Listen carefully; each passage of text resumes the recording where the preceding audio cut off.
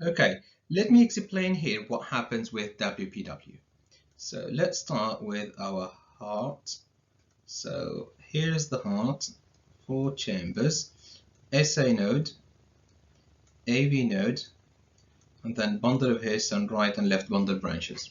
So the starting point is in the SA node, so it will fire the impulse to travel through both atria, and that will result in atrial depolarization, which means in the ECG world, P wave. And then what happens after this is we know that there's a complete electrical insulation between both atria and the ventricle. So the only way for the electricity to travel from the atria to the ventricle is going to be via the AV node and then the bundle of His. So the AV node causes the conduction delay, which will result into the PR segment, and then the impulse will travel through to the ventricle to stimulate it, causing the ventricular depolarization, so that will result into the rest of the complex, and then the T wave is going to be for the ventricular repolarization. This is what happens normally. In WPW, there will be a slightly different situation. We know in WPW that we've got an extra channel here. So there is an extra channel here that connects the atria to the ventricle without going through the AV node. So what will happen is the normal stimulation will happen via the SA node, and it will stimulate the atria, causing a P wave. So the P wave itself will be completely normal.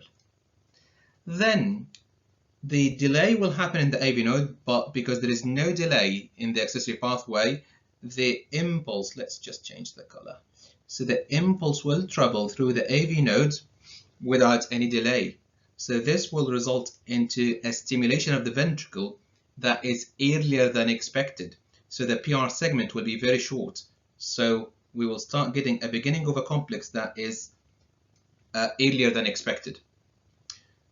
But because the transmission in the ventricle now is not via a normal conductive system, the transmission will be a myocyte to myocyte transmission. So this is not through a normal conductive system, which means that it will be slower than normal. That's why the beginning of the complex will not be as fast as expected, which means it was going to be that slurred. So it will not go up as vertical as what we've seen with a normal complex. It will go up earlier than normal, but will be a little bit slurred.